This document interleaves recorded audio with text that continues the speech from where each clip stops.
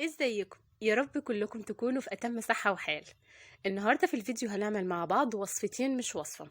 اول حاجة زي ما انتوا شايفين هنعمل الفراخ المشوية بتتبيلة، ولا اسهل ولا ابسط، والطعم واصل لكل حتة في الفراخ وطعمها بجد تحفة. كمان هنعمل النهاردة مع بعض توابل المشويات.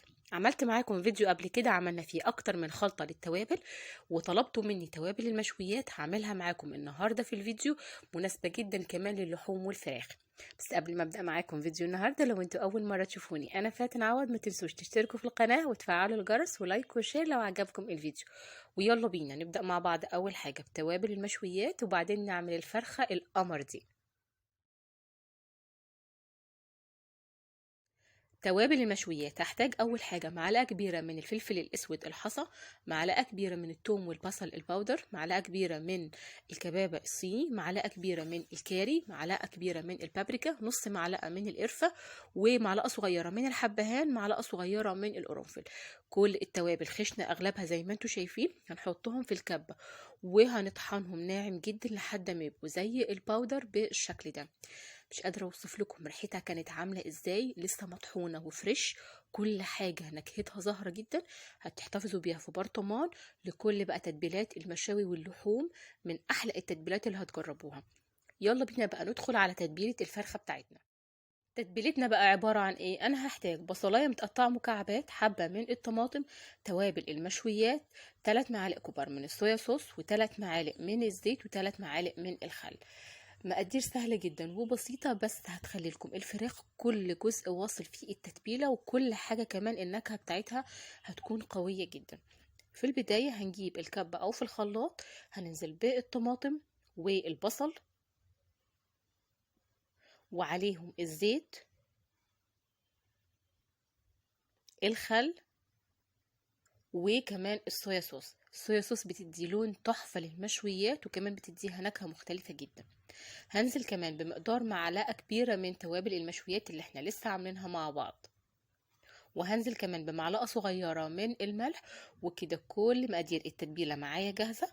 هنخلطهم في الكبة كويس جدا لحد ما يبقى عندي تتبيلة سايلة بالشكل ده. ريحتها تجنن، مش قادرة اوصف لكم كل حاجة مختلطة مع بعض وعاملة ريحة ازاي. هجيب فرخة. يا ريت الفراخ اللي نستخدمها في المشاوي يكون وزنها صغير، كل ما كانت صغيرة كل ما التتبيلة هتتشرب فيها اكتر. عندي فرخة وزن كيلو ونص، مغسولة كويس جدا ومفتوحة من الظهر، وعملت فيها فتحات بالسكينة بالشكل ده عشان اضمن ان التتبيلة هتوصل لكل جزء فيها. بعد كده هننزل عليها بالتتبيلة اللي احنا عملناها، وهنبدأ بقى ندعك الفراخ كويس جدا. بندخل التتبيلة لكل جزء فيها من ورا ومن قدام وتحت الجلد، علشان نضمن ان لحم الفراخ وبالذات لحم الصدر عشان بيكون سميك شوية، ان هو كمان توصل له التتبيلة ويتشرب.